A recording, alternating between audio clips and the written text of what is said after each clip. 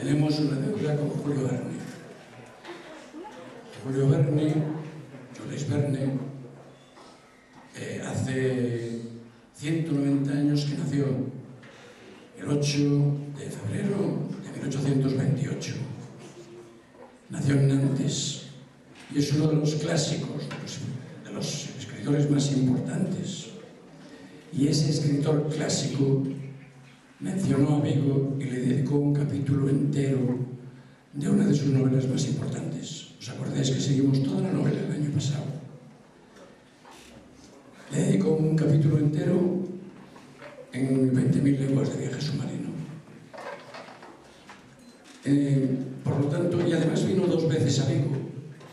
Las 2 veces dejó escrito que era una ciudad preciosa, con lo cual eso de que Vigo es una ciudad hermosa ya se lo inventó Verne, no hacía falta verlo ahora.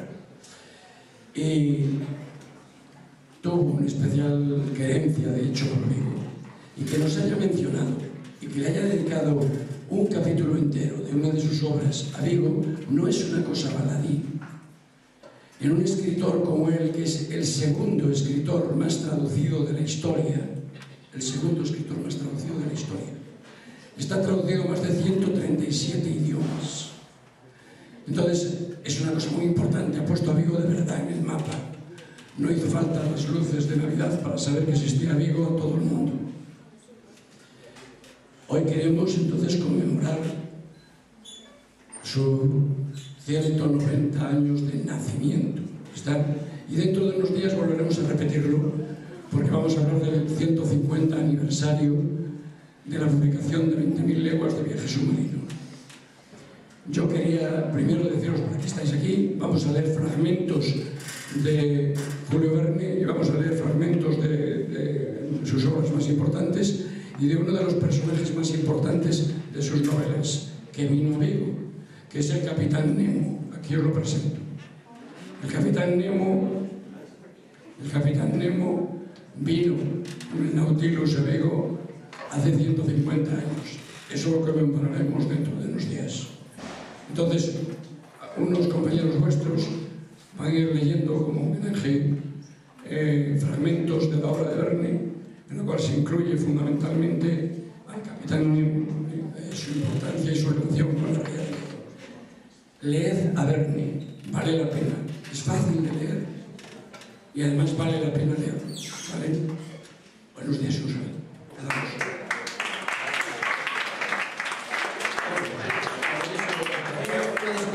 Desde Verne, 20.000 leguas baixo dos mares.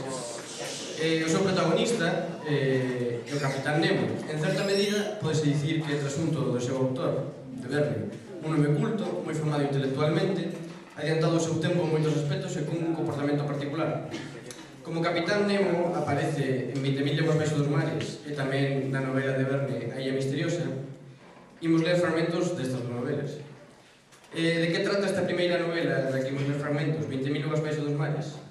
Bueno, pois todo comeza co fundimento de varios barcos en circunstancias extrañas no ano 1866. A raíz diso, organízase unha expedición na busca dun enorme narval que pudese ser aparente causa. A pesar de insistir, porque xa levan meses intentando atopar ese narval, foi por fin avistado, pero resultou ser un barco submarino que tamén embestiu a fragata Abraham Lincoln, encargada de súa persecución. Os tripulantes desa fragata, o profesor francés Aronnax, mais o seu axudante Conseil e o arpoador canadiense Ned Land foron feitos prisioneiros do submarino que pertencía ao Capitán Nemo, o Nautilus, no que iniciarían o 8 de novembro de 1867 unha viaxe submarina alrededor do mundo desde as costas de Xapón. A historia está contada en primeira persoa polo profesor Aronnax, naturalista francés reclutado para sair en persecución do suposto narval e que será un dos pasaxeiros prisioneiros do Nautilus. A continuación, escoitaremos algúns fragmentos da novela para coñecer como era o Capitán Nemo e o seu barco, o Nautilus. Vai leernos Alan, de segundo C, un fragmento no que, como é de supoñer, no barco do Capitán Nemo non faltaban os libros. O Capitán Nemo levantouse e o saliu. Unha dobre porta situada ao fondo da sala abriuse e entrei na biblioteca. Mobles altos de palisandro negro e con incrustacións de cobre soportaban nos seus anchos andéis un gran número de libros encadernados de xeito uniforme. Seguían o contorno da sala e remataban na súa parte inferior, nuns amplos diváns, tapizados con coiro marrón, con cómodos asentos. Uns lixeiros pupitres móviles que podían achegarse ou separarse a vontade, servían para colocar o libro que se estivese a ler. No centro había unha gran mesa, chea de publicacións, entre as que aparecían algúns xornais antigos. A luz eléctrica que saía de 4 globos deslustrados e semi-encaixados nas volutas do teito inundaba este armonioso conxunto. Aquí ten 6 ou 7.000 volúmenes. 12.000, señora Ronax. Son os únicos lazos que me unen a terra. Pero o mundo rematou para mí o día que o meu Nautilus mergullou por primeira vez baixo das augas. Nos andeis da biblioteca había moitos libros de ciencia, de moral, de literatura, escritos en todas as linguas. Entre estas obras atopei as obras maestras dos grandes autores clásicos e modernos. É dicir, todo o mellor que a humanidade produciu na historia, na poesía, na novela.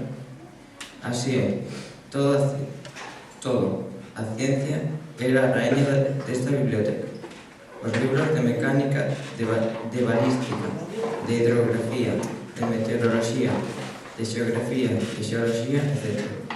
Ocupaban nela un lugar non menos importante que as obras de historia natural, e comprendí que constituían o principal obxecto do estudo do capitán. Había 3 anos polo menos que o capitán Nemo comenzara a súa existencia submarina. Pasamos despois a un salón inmenso. Aquela sala era un museo no que reunira tesouros da natureza e da arte. Había obras de pintura moderna e unhas admirables estatuas. Señor, respondinlle, sei que, sen que trate de saber quen é, podo recoñecer en vostede un artista? Un afeccionado como moito, señor. Antano gustaba de coleccionar estas belas obras creadas por man do home.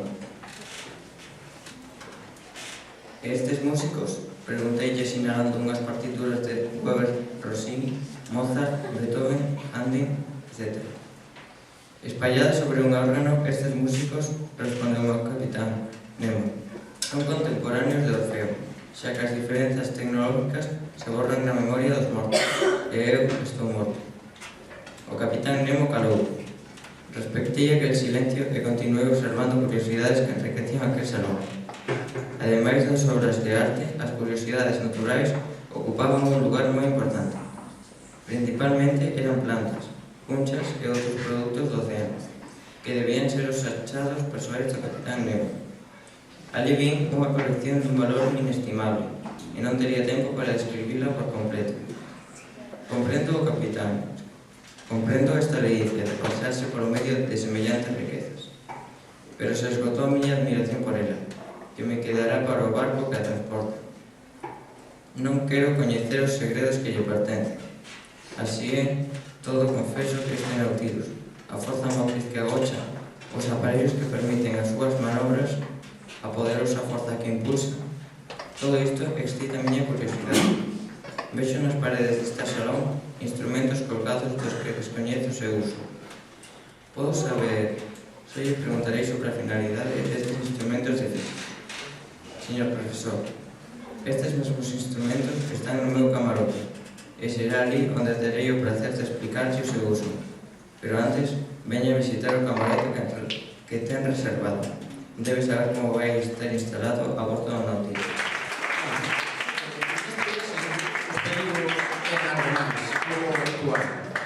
Pero o capitán Nemo non se ledaba deles, como vos vai contar Uxía, de segundo C tamén. Despois de amosar aos seus pasaxeiros un enorme exemplar de perla que cultivaba no fondo do mar. Apareceu unha sombra que descendeu ata o chan. A inquietante idea dos tiburóns atravesou o meu espírito, pero trabucaba. Tratábase dun home vivo, un indio, un negro, un pescador, un pobre diaíño que viña para apañar algo antes da colleita. Percibín o fondo da súa canoa. Fondeaba a algúns pés por enriba da súa cabeza, mergullábase e subía a superficie sucesivamente. Unha pedra ladraba en pan de azucre e que el mantiña entre os pés, mentres que unha corda aferraba a súa canoa. Servíalle para descender máis axiña ao fondo do mar. Cando chegaba ao fondo, axeollábase e enchía o seu saco de pintadinas amañas ou chou. Logo subía, baleiraba o saco, volvía a colocar a pedra e recomendaba a operación, que non duraba máis de 30 segundos. Varias veces remontou así e mergullou novamente. Observei con moita atención a manobra fíxose regular, e durante media hora non pareceu amezalo ningún perigo. Vino de golpe, facer un xesto de horror, erguese e tomar pulo para remontar a superficie. Comprendín o seu terror. Unha sombra gigantesca aparecera por enriba e ferido o mergullador. Era un enorme tiburón. O brazo animal, cun vigoroso golpe de atleta, lanzouse sobre o indio, que botou de lado e evitou a mordida do tiburón, mais non a batida da súa cola, xa que este lle deu no peito deitando no fondo. Aquela escena durara apenas uns segundos. O tiburón volveu a prepararse para cortar o indio en dous cando sentín o capitán Nemo apostado preto de mí. Érguese súbitamente. O escualo non intre que ia atrapar dun bocado o mal bocado do pescador. Percibiu un novo adversario e, xirando sobre o seu ventre, dirixiuse rapidamente cara a ele. Vexo aínda a posición do capitán Nemo, dobrado sobre sí mesmo. Agardaba cun admirable sangue frío o formidable escualo. E cando este precipitou sobre el, o capitán, botándose de lado cunha presteza prestixiosa, evitou o choque e cravoulle un puñal no ventre. Pero non estaba todo dito. Establecerase un terrible combate. O tiburón ruxiu. O sangue saía cachón das súas feridas. O mar tinxiuse de vermello. Abasteu o audaz capitán, encamarando a unha das aletas do animal, loitando corpo a corpo co monstro, sen poder darlle o golpe definitivo, é dicir, ferilo en pleno corazón. Quere ter corrido na defensa do capitán, mais clavando no chan por horror non fun quen de mover. Arrastrado pola enorme masa de pesaba sobre ele. Entón, as mandíbulas do tiburón abríronse desmesuradamente, como unhas inmensas tesoiras, e o capitán estaría perdido de non ser porque Ned Land se precipitou, rápido como un pensamento e co arpón na man, sobre o tiburón ferindo coa súa terrible punta. Ned Land non fallara por no seu branco. Era o estertor do monstro, ferido no corazón, debatíase entre espantosos espasmos. Entretanto, Ned Land liberara ao capitán, que, sen a salvo, foi dereito ao indio. Cortou a corda que obligaba a súa pedra, colleu no colo e, un vigoroso golpe de talón, remotou a superficie do mar. Nos os tres seguímolo, e nun intre, milagrosamente salvos, chegamos á embarcación do pescador. A primeira ocupación do capitán Nemo foi a de retornar a vida aquel malpoucado. Eu non sabía se os conseguiría. Grazas ás vigorosas friccións de Conseil e do capitán, que pouco a pouco o afogado recuperar o seu tempo. Abriu os ollos. Cal sería a súa sorpresa, e mesmo o seu terror, ao ver as 4 grosas cabezas de cobre inclinadas sobre ele. E, sobre todo, que debe pensar cando o capitán Nemo, sacando dun peto do seu traxe un saquiño de perlas, lle puxo na man. Aquela magnífica dádiva do home das augas, o pobre indio foi aceptado por unha man tremente. Os seus ollos moi abertos indicaban que non tiña idea de seres sobrehumanos, a que lle debía a un tempo a fortuna da vida. A un sinal do capitán cañamos de novo o branco e, pintadinas, e seguido a ruta xa percorrida. Tras unha media hora de marcha, atopamos un novo áncora que prendía ao fondo do mar a canoa do Nautilus. Unha vez embarcados, coa axuda dos mariñeiros, desembrazouse da pesada cuncha de cobre. A primeira palabra do capitán foi canadense. Grazas, mestre Land, dixo-lle. Foi un desquite, capitán, respondeu Ned Land, debíallo. Un pálido sonriso apareceu nos labios do capitán, e iso foi todo. O Nautilus, dixo. A embarcación voou sobre as ondas. Algúns minutos máis tarde, atopamos o cadáver dun tiburón flotando. Ás 8:30 estábamos dando volta no Nautilus. Ali, dispuxen a matinar cerca dos incidentes da nosa excursión ao banco do Manar. Dúas observacións afloraban inevitablemente. Unha sobre a audacia sen par do capitán Nemo e a outra sobre a súa dedicación a un ser humano. Cando lle fixen esta observación, respondeume nun ton de voz ligeramente emocionado. Aquel indio, señor profesor, é un habitante do país oprimido e o así non e sedeino a da miña morte, dese país. Bueno, como vedes, 20.000 leguas baixo dos mares dan para moito. Na súa viaxe submarina, como os vai ler Lía, que se coñece tamén, o Nautilus deu tempo a chegar ás nosas costas, a Bella de Vigo. Voulle contar un curioso episodio desta historia. Doutouse sobre un diván. Eu tomei asento ao seu carón na penumbra. Deitouse sobre un... Señor profesor, díxome, préstame atención. Esta historia interesará nun certo aspecto, pero responderá unha cuestión que, sen dúbida, vostede non puido resolver. Escoito, capitán. Díxenlle, sen saber onde debía chegar. Profesor, continuou o capitán, remontarémonos a 1702. Luís XIV puxera o seu veto as casas reais de Holanda, Austria e Inglaterra asinaron na Haia un tratado de alianza co objetivo de quitarlle a coroa a España a Felipe V para poñera na cabeza de Carlos III. España tivo que resistir esta coalición, mas estaba case desprovista de soldados e marinos, pero non lle faltaban cartos. Esperábase un rico convoi que Francia escoltaba. Aquel convoi debía entrar en Cádiz, mas o almirante, que escoitara que a flota inglesa rondaba aqueles mares, decidiu dirixirse a un porto francés. Os comandantes españois do convoi protestaron. Querían ser conducidos a un porto español e, de non ser Cádiz, exixiron a Bahía de Vigo. Os galeóns entraron na Bahía de Vigo. Desgraciadamente, esta bahía forma unha rada aberta que non pode ser defendida. Por lo tanto, había que descargar os galeóns antes da chegada das flotas aliadas. O 22 de outubro de 1702, os barcos ingleses chegaron á Bahía de Vigo. O almirante francés, a pesar da inferioridade das súas forzas, mateuse violentemente. Mais cando viu as riquezas do convoi ian caer nas mans dos inimigos, incendiou e fundiu os galeóns, que foron a pique cos seus inmensos tesouros. O capitán Nemo parou. Confeso que eu non vi aínda que podía interesar daquela historia. E ben, señor Max, respondeu o capitán Nemo. Estamos na Bahía de Vigo. O capitán ergueuse e pediu-me que o seguise. Ao redor do Nautilus, un rollo de media milla, as augas aparecían impregnadas de luz eléctrica.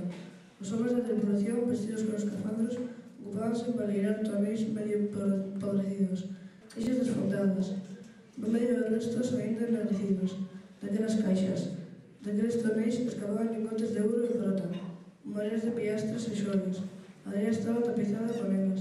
Despois, cargados con aquel precioso botín, os hombres retornaban ao Nautilus, dixeban dos seus fardos e volvían a retomar aquela inesgotable pesca de prata e ouro.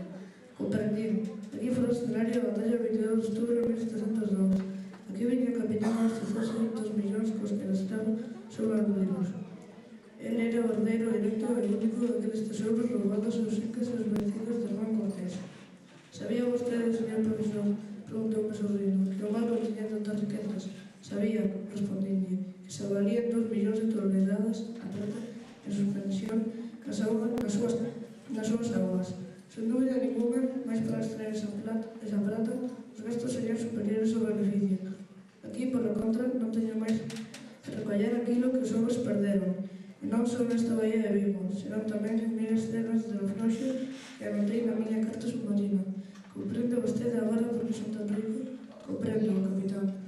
Dixenlle, permítame, por tanto, que llego aquí. Explotar precisamente esta Bahía de Vigo non fixo máis que adentrarse os traballos dunha sociedade rival, que recibiu do goberno español o privilexio de buscar os galeóns afundidos. Os accionistas teñen como objetivo unhas ganancias enormes, xa que non se valoran en 500 millóns esas riquezas. 500 millóns, respondeu o capitán Nemo. Están aí, pero xa non.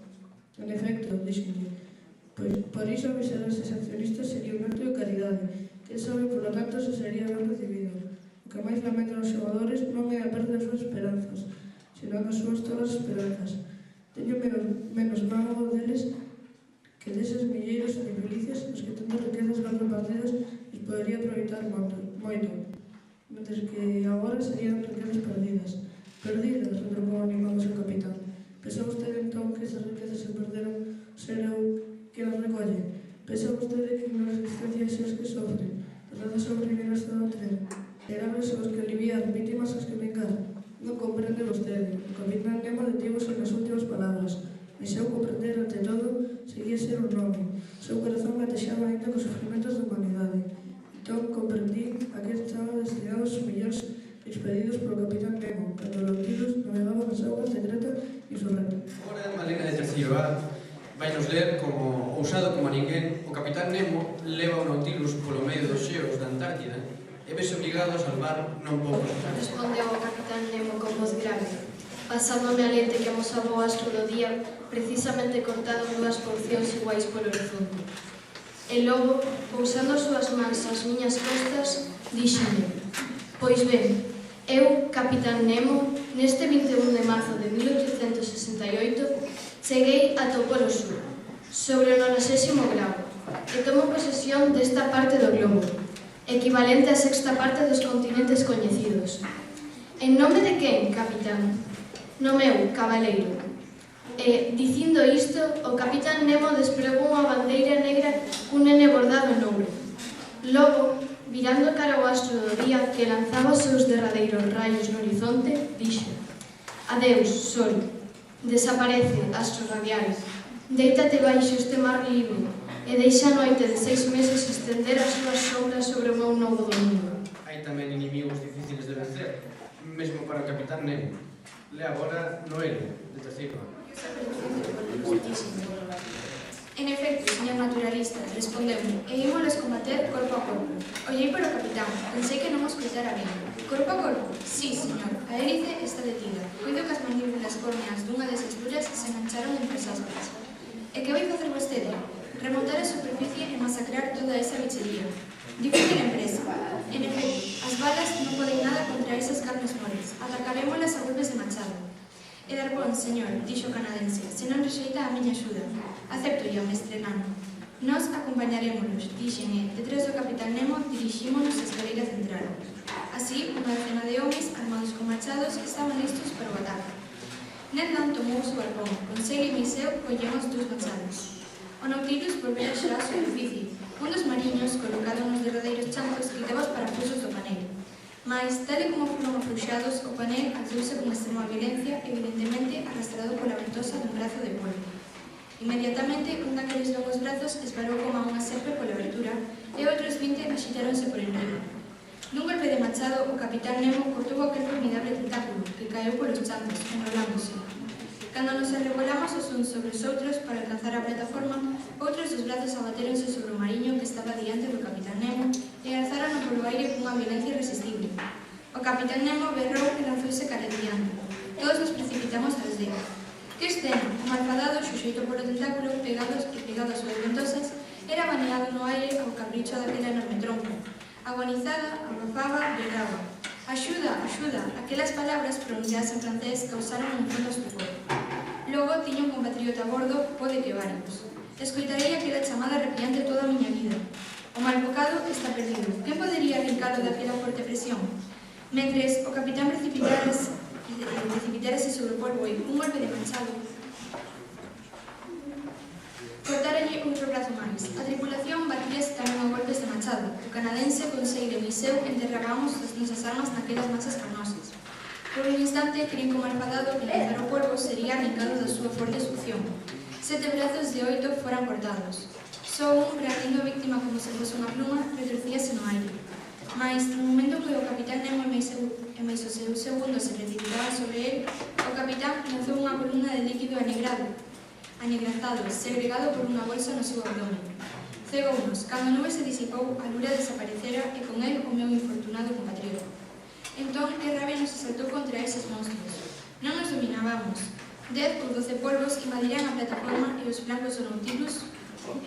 Rodábamos confusamente no medio daqueles anacos de serpes que chimpaban na plataforma entre mares de sangue e tinta negra.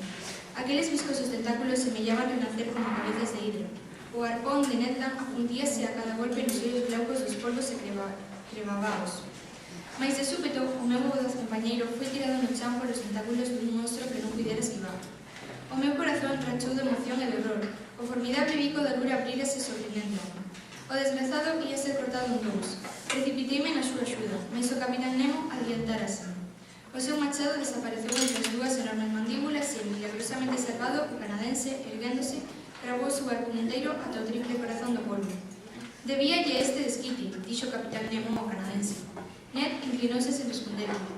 O combate durara un cuarto de hora. Os monstruos, vencidos, mutilados, feridos de morte, deixáranos por fin e desapareceron baixo as augas. O capitán Nemo, vermello de sangue, inmóvil preto do fanal, pitaba por o mar que nublira a un dos seus compañeiros e grosas vagoas enchían os seus ollos.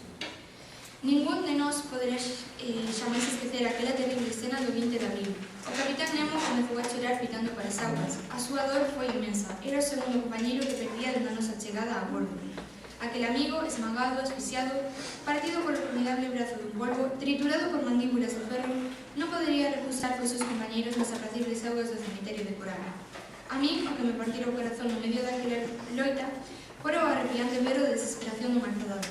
Aquel pobre francés, esquecendo a súa lingua de convención, Volver a coller a lingua do seu país, da súa nai, para lanzar unha derradeira petición de auxilio.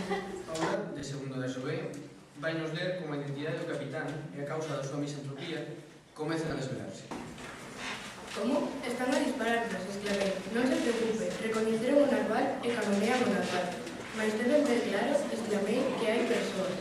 Sei que hai por iso, respondeu ollándome en blanco. Toda unha revelación tivo lugar no meu espírito. De certo que xa era sabido a que había que se ater no referente á existencia do pretendido monte. Sen dúbida, durante a súa abordaxe na Gran Busco, o comandante Farabús recoñecera que o narval era un barco submarino, máis perigoso que un cetáceo. Terrible, en efecto, se como era de supoñer, o capitán Nemo empregaba un Nautilus para se vingar. Durante aquela noite, cando nos apresurou na cela, no medio do océano Índico, non sería para atacar algún navío? Aquel home, soterrado agora no cemiterio de Coral, non fora víctima dun choque provocado polo Nautilus? Debeu ser así. Unha parte da existencia do capitán Nemo desvelábase. E se a súa identidade non era coñecida, polo menos as nacións aliadas contra él xa non ian agora a caza dun ser quimérico, senón a dun home que lles profesaba un odio implacable. No canto de atopar amigos naquel navío que se achegaba, podíamos dar con inimigos en piedade. O canadense dixo entón: Señor, debemos tentar todo para liberarnos. Hagamos sinais, que me como o demo. Pode que comprenda que somos xentes de ben. Miserable, exclamou o capitán cando Ned colleu o pano para sentalo no aire. Queres que te espete nos porón do Nautilus antes de que ataque aquel navío? Era terrible escoitar os berros do capitán Nemo, mas aínda era peor velo. A súa cara padecera debido aos espasmos do seu corazón, que debeu cesar de bater un intre. As súas pupilas contraéranse temiblemente. A súa voz non falaba, ruxía. Despois virouse cara ao buque que seguía enviando a chuvia de balas. Ah, ti sabes quen son, navío dunha nación maldita, exclamou coa súa potente voz. Non preciso as túas cores para recoñecerte. Mira, aquí tes as miñas. Naquel intre, unha bala, batendo oblicuamente no casco do Nautilus, foise perder no mar. O capitán Nemo dixo, dirixíndose a min: Baixe, ordenou en ton imperativo. Baixe vostede e máis os seus compañeros. Señor, exclamei, vai vostede atacar entón a ese navío? Señor, vou no fundir, non ouse xulgarme. Descendín no intre en que un novo proxectil batía no casco do Nautilus e sentín como o capitán berraba: Dispara, navío insensato, prodiga as túas inútiles balas, non escaparás aos porón do Nautilus, mas non en ese intre onde has perecer. Non quero que os teus restos vayan mesturarte cos dos vingadores. Volvín ao meu cuarto. O capitán e o seu segundo ficaran na plataforma. A hélice foi posta en movimento. O Nautilus, afastándose con velocidade, púsose fora do alcance das balas do buque. Mas a persecución continuou.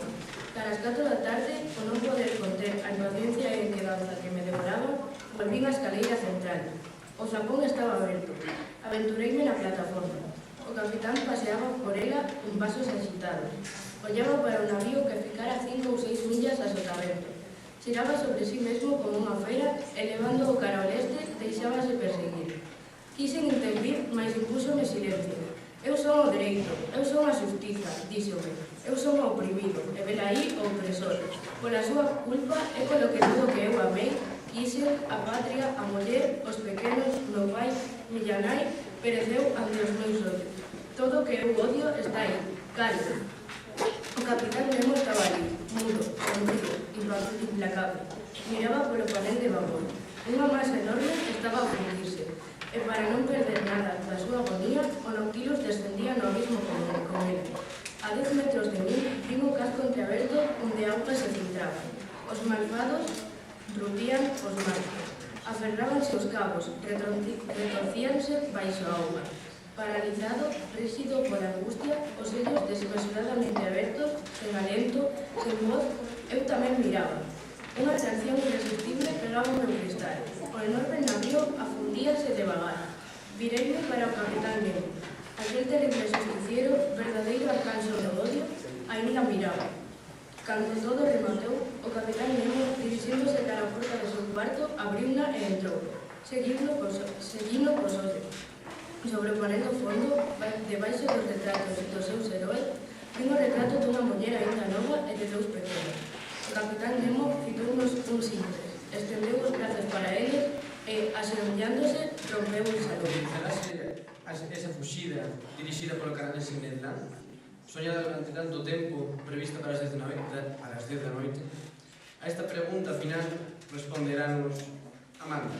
Os meus nervios calmados un pouco, mas a excitación do meu cerebro levou a revisar nunha rápida lembranza toda a miña existencia por dentro. A casa de submarina, o estreito de Torres, os salvaxes da Pacuasia, o Carramento, o cemiterio de Coral, a pasase de Suez, a Illa Santorino, o mergullador cretense, a Bella de Vigo, a Alexandria, a Banquisa, o Polo Sur, o pesamento nos seos, o combate cos polvos, a tempestade éxita por dentro do Golfo, o Vingador e aquela horrible escena que tamén seguiu con a súa tripulación. Todos estes acontecementos pasaron entre os meus ollos como os panos de zombie da parte terceira do día. Entón, o capitán Nemo medraba desmesuradamente nese medio extraño. Xa non era o meu semblante, era o home das augas, o xenio dos mares. Xa eras 9:30, media hora de pesadelos que podían facer o crear. Naquel intre sentimos vagos acordes de órgano, unha armonía triste baixo un canto indefinido, verdadeiros prantos dunha alma que quería rachar cos seus lazos de cesto. Un pensamento sordo o teléfono. O capitán Nemo deixara o seu cuarto. Estaba no salón, que eu debía atravesar para fuxir. Ali atoparía unha derradeira vez. Vería, pode que me parase. Mentres tanto, ia andar as 10. Chegara o momento de deixar o meu cuarto e xuntarme cos meus compañeros. De súpeto, escoitouse un ruido interior. As voces respondíanse con vivacidade. Que acontecía? Que catárase da nosa música? Sentín que Ned Land me esbaraba un puñal na mano. Sí, saberemos moito. O canadense decidera o seu traballo. Mes unha palabra 15 veces repetida revelou a causa da excitación que se propagaba a bordo do navio. Non era nosa quen se refería a tripulación. O Maelstrom, o Maelstrom. O Maelstrom. Podían chegar ata os nosos oídos un nome máis temible nunha situación máis aterradora. Estábamos logo neses perigosos mares da costa norueguesa. O Nautilus ia ser arrastrado por esa voráxine susto no intre en que a nosa canoa se ia separar dos seus flancos. Sábese que, no momento do fluxo, as augas situadas entre as illas Feroe e Ophir precipítanse cunha violencia irresistible. Forman un remuiño do que ningún navío puido xamás. Desde todos os puntos do horizonte asaltan ondas monstruosas que forman a voráxine justamente aclamada o Ligo Océano, que ten unha potencia de atracción que se estende a unha distancia de 15 km. Aí son aspirados non só os navíos, senón tamén as baleas e os osos blancos das rexións boreales. Era ali onde Nautilus, involuntario, pode que voluntariamente, fora levado polo seu capitán. Éramos sacudidos horriblemente. O Nautilus defendíase como un ser humano. Os seus músculos de acero defensían. Ás veces erguíase, e nós con ele. A miña cabeza bateu contra un ferro, e a causa dese choque violento perdí un colmillo. Conclusión. Ver aquí a conclusión desta viaxe baixo os mares. Non sabería dicir que pasou durante aquela noite, como a canoa escapou do formidable remuiño, como de tanto, con sei e meus seus saímos da voráxine. Mas cando recobrei o sentido estaba deitado na cabana dun pescador das Illas Pacífico. Os meus dous compañeiros, san salvos, estaban pretos de min e apretaban as mans. Abrazámonos efusivamente. Nestes intres non podemos soñar con volver a Francia, porque os medios de comunicación entre Noruega septentrional e o sur son moi escasos. Esto fora tanto forzado a agarrar el paso dun barco de vapor que fai o servizo audiovisual por Cabo Nostro. Por lo tanto, é aquí, mientras estas entes valentes que nos quixeron onde reviso o relato destas películas. É exacto. Querame alguén? Non o sei. Ou ben. Mas que aconteceu con nós? Resistiría terrible voráxine do Maelstrom. O capitán Nemo vive ainda. Sigue baixo o océano coas súas arrepiantes represalias ou deteríase tras esa última escala. Algún día as augas ofreceran ese manuscrito que carga a historia da súa vida. Se verei por fin o nome dese homem. Tiranos o barco desaparecido a través da súa nacionalidade a nacionalidade do capitán Nemo. Espero que sí. Espero igualmente que o seu forte aparello vencese o mar sobre o mundo máis terrible e que o Nautilus sobrevivise ali onde tantos navíos perecen. Sea así, se o capitán Nemo habita en o océano a súa condición, espero que odio se cambie naquel feroz corazón. Que a contemplación de tantas maravillas se extinga nel o espírito de verdade. Que os hospiceiros aparecen, que o sabio continúa a tranquila exploración dos mares. Se o seu destino é extraño, tamén é suyo. Na novela de Illa Misteriosa obtemos unha explicación final sobre a identidade do Capitán Nemo e o que fixo da súa vida. Era un hindú, o príncipe Daka. Sentiuse sempre oprimido polo imperialismo británico. Buscou esa independencia que tanto quería, que tanto ansiaba, baixo dos mares. Así e todo, nesta novela se dan as últimas horas do Capitán Nemo. O Capitán Nemo non padecía, pero eslumecía. O seu nobre rostro, pálido pola proximidade da morte, estaba tranquilo. Dos seus beizos escapaban as veces palabras casi inintelixibles, e que se referían a diversos incidentes da súa extraña existencia. A vida ia eslumecendo pouco a pouco daquel corpo cusas extremidades estaban xa frías. Unha ou dúas veces ainda dirixiu a palabras por outros que estaban a súa beira, e fitounos con aquel derradeiro sorriso que continuou ata despois da súa morte. Finalmente, un pouco despois das 12 da noite, fixo un esforzo supremo e logrou cruzar os brazos sobre o peito, como se quixese morrer naquela postura. Cara unha da mañá, toda a vida se concentrara na súa mirada. Un derradeiro relampo brillou naqueles ollos negros onde tantas chamas aglomaron na outrora. Despois, murmurando as palabras Deus e Patria, expirou apaciblemente. Cyrus Smith, inclinándose sobre él, fechou os ollos desde fora con un pedazo, e que xa non era sequera o Capitán Nemo. Saíron do Nautilus despois de levar como recordo que lle chegara do seu benefeito, o pequeno cofre que contiña centos de riquezas. Pecharon o maravilloso salón que continuaba ligado. Despois vexaron a canoa que estaba amarrada ao costado do barco submarino. Abriron as vías, os depósitos anegáronse a dar de agua e o Nautilus, fundíndose pouco a pouco, desapareceu baixo das abanitas. Por último, aquela expansión de fuegos eléctricos enveleceuse. En breve o Nautilus, convertido en ataúde do Capitán Nemo, descansou no fondo.